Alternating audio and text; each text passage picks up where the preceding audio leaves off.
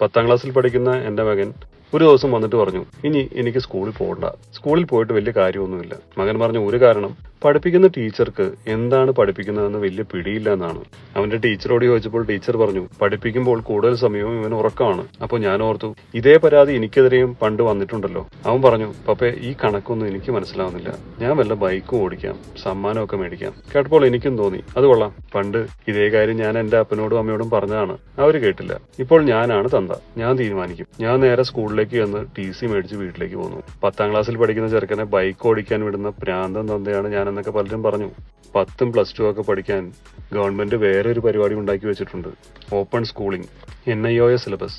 ഇഷ്ടമുള്ള വിഷയം പഠിക്കാം, നല്ല മാർക്കും മേടിക്കാം. ഈ സർട്ടിഫിക്കറ്റ് ഉണ്ടെങ്കിൽ കോളേജിലൊക്കെ അഡ്മിഷനും കിട്ടും. അവനിപ്പോൾ പഠിക്കുന്നത് ബിസിനസ് സ്റ്റഡീസും സൈക്കോളജിയൊക്കെയാണ്.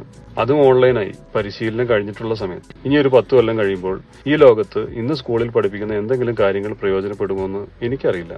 പക്ഷെ അവന്റെ 10 ഏറ്റവും നല്ല വർഷങ്ങൾ വെറുതെ പോകും എന്നുള്ള കാര്യം എനിക്ക് ഉറപ്പാണ്. 3 കാര്യങ്ങൾ പഠിച്ചാൽ പിള്ളേര് നന്നാവും എന്നാണ് എനിക്ക് തോന്നാറുള്ളത്.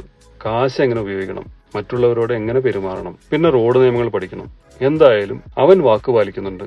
ഞാനും ഹാപ്പിയാണ്, അവനും ഹാപ്പിയാണ്.